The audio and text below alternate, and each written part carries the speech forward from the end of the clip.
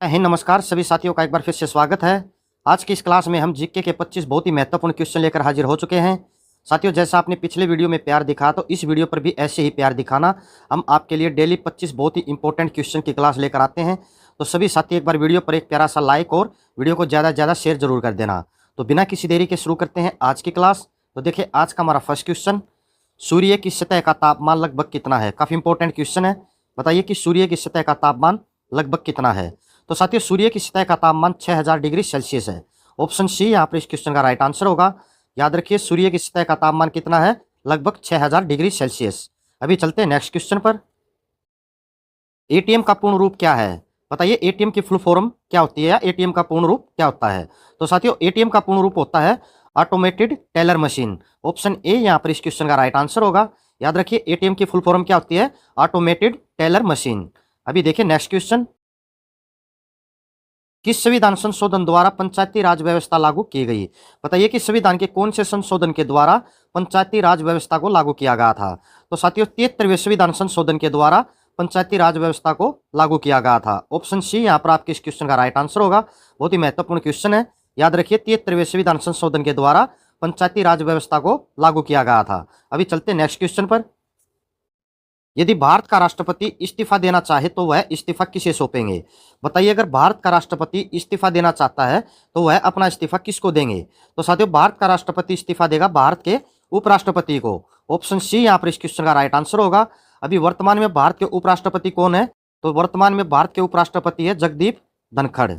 याद रखिए, वर्तमान में भारत के उपराष्ट्रपति कौन है, जगदीप धनखड़। और ये भारत के कौन से उपराष्ट्रपति है, तो ये 14वें उपराष्ट्रपति है। कौन से, 14वें। तो याद रखिए, भारत का राष्ट्रपति अगर इस्तीफा देना चाहता है तो वह भारत के उपराष्ट्रपति को अपना इस्तीफा सौंपेंगे। अभी चलते हैं नेक्स्ट क्वेश्चन पर। भारत में लोकसभा की सर्वाधिक सीटें कितनी है। बताइए लोकसभा की सबसे ज्यादा सीट कितनी है। तो साथियों, भारत में लोकसभा की सर्वाधिक सीट है 80 सीट। ऑप्शन बी यहाँ पर इस क्वेश्चन का राइट आंसर होगा। याद रखिए, भारत में लोकसभा की सबसे ज्यादा सीट कितनी है, 80 सीट। और ये किस राज्य की है, तो यह है उत्तर प्रदेश राज्य की, उत्तर प्रदेश की। याद रखिए, सबसे ज्यादा सीट किस राज्य की है, उत्तर प्रदेश राज्य की। कौन सी, लोकसभा की। और कितनी सीट है, 80 सीट। अभी देखिए नेक्स्ट क्वेश्चन, भगवान महावीर जैन जी का जन्म कहाँ हुआ था। इंपॉर्टेंट क्वेश्चन है। बताइए कि महावीर जैन जी का जन्म कहाँ पर हुआ था। तो साथियों, भगवान महावीर जैन जी का जन्म हुआ था वैशाली में। ऑप्शन सी यहाँ पर आपके इस क्वेश्चन का राइट आंसर होगा। याद रखिए, भगवान महावीर जैन जी का जन्म कहाँ पर हुआ था, वैशाली में। अभी चलते हैं नेक्स्ट क्वेश्चन पर। प्रोटॉन की खोज किसने की थी। बहुत इंपॉर्टेंट क्वेश्चन है। बताइए कि प्रोटॉन की खोज किसने की थी। तो साथियों, प्रोटॉन की खोज की थी रदरफोर्ड ने। ऑप्शन डी यहाँ पर आपके क्वेश्चन का राइट आंसर होगा। याद रखिए, प्रोटॉन की खोज किसने की थी, रदरफोर्ड ने। अभी चलते हैं नेक्स्ट क्वेश्चन पर। भारत का प्रथम परमाणु बिजली घर कहाँ स्थापित किया गया था। बहुत इंपॉर्टेंट क्वेश्चन है। बताइए कि भारत का पहला परमाणु बिजली घर कहाँ पर स्थापित किया गया था। तो साथियों, भारत का प्रथम परमाणु बिजली घर कहाँ पर स्थापित किया गया था, ये तारापुर में स्थापित किया गया था। ऑप्शन ए यहाँ पर इस क्वेश्चन का राइट आंसर होगा। और भारत का प्रथम परमाणु बिजली घर तारापुर में कब स्थापित किया गया था, 1969 ईस्वी में, 1969 में। याद रखिए, भारत का प्रथम परमाणु बिजली घर तारापुर में 1969 ईस्वी में स्थापित किया गया था। अभी चलते हैं नेक्स्ट क्वेश्चन पर। शांति निकेतन की स्थापना किसने की थी। बताइए शांति निकेतन की स्थापना किसने की थी। तो साथियों, शांति निकेतन की स्थापना की थी रविंद्रनाथ टैगोर ने। और कब की थी, 1863 ईस्वी में। याद रखिए, शांति निकेतन की स्थापना 1863 ईस्वी में रविंद्रनाथ टैगोर ने की थी। अभी चलते हैं नेक्स्ट क्वेश्चन पर। किसके शासनकाल के दौरान प्रथम बौद्ध संगीत का आयोजन किया गया। बताइए किसके शासनकाल के दौरान प्रथम बौद्ध संगीत का आयोजन किया गया था। तो साथियों, अजात शत्रु के शासनकाल में प्रथम बौद्ध संगीत का आयोजन किया गया था। ऑप्शन ए यहाँ पर इस क्वेश्चन का राइट आंसर होगा।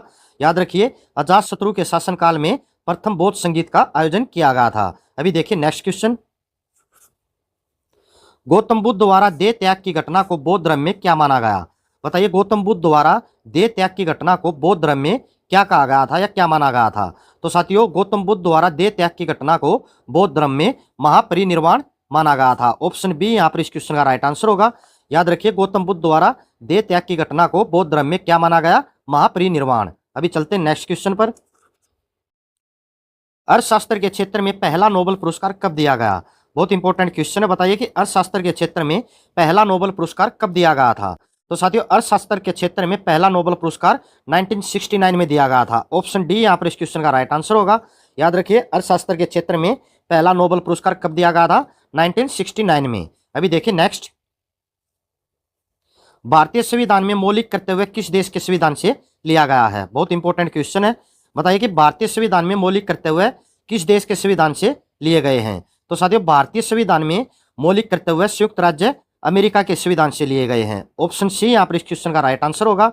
याद रखिए, भारतीय संविधान में मौलिक कर्तव्य किस देश के संविधान से लिए गए हैं? संयुक्त राज्य अमेरिका से। अभी चलते हैं नेक्स्ट क्वेश्चन पर। सिकंदर ने भारत पर कब आक्रमण किया? बताइए, सिकंदर ने भारत पर कब आक्रमण किया था? तो साथियों, सिकंदर ने भारत पर आक्रमण किया था 326 ईस्वी पूर्व। ऑप्शन डी यहाँ पर इस क्वेश्चन का राइट आंसर होगा। याद रखिए, सिकंदर ने भारत पर कब आक्रमण किया था? 326 ईस्वी पूर्व। अभी चलते हैं नेक्स्ट क्वेश्चन पर। संविधान की किस धारणा के अंतर्गत राज्यपाल किसी राज्य में राष्ट्रपति शासन लगाने की सिफारिश करता है? बहुत ही महत्वपूर्ण क्वेश्चन है। बताइए कि संविधान की किस धारणा के अंतर्गत राज्यपाल किसी राज्य में राष्ट्रपति शासन लगाने की सिफारिश करता है? तो साथियों, धारा 356 के तहत राज्यपाल किसी राज्य में राष्ट्रपति शासन लगाने की सिफारिश करता है। ऑप्शन सी यहाँ पर इस क्वेश्चन का राइट आंसर होगा। याद रखिए, संविधान की किस धारणा के अंतर्गत राज्यपाल किसी राज्य में राष्ट्रपति शासन लगाने की सिफारिश करता है? धारा 356 के तहत। अभी चलते हैं नेक्स्ट क्वेश्चन पर। भारत के राष्ट्रीय विकास परिषद का अध्यक्ष कौन होता है? बहुत इंपॉर्टेंट क्वेश्चन है। बताइए कि भारत के राष्ट्रीय विकास परिषद का अध्यक्ष कौन होता है? तो साथियों, भारत के राष्ट्रीय विकास परिषद का अध्यक्ष होता है प्रधानमंत्री। ऑप्शन सी यहाँ पर इस क्वेश्चन का राइट आंसर होगा। याद रखिए, भारत के राष्ट्रीय विकास परिषद का अध्यक्ष कौन होता है? भारत का प्रधानमंत्री। चलते हैं नेक्स्ट क्वेश्चन पर। समुद्र जल में लवण की औसत मात्रा होती है। बताइए, समुद्र जल में लवण की औसत मात्रा कितनी होती है? तो समुद्र जल में लवण की औसत मात्रा होती है 3.50%। ऑप्शन ए यहाँ पर इस क्वेश्चन का राइट आंसर होगा।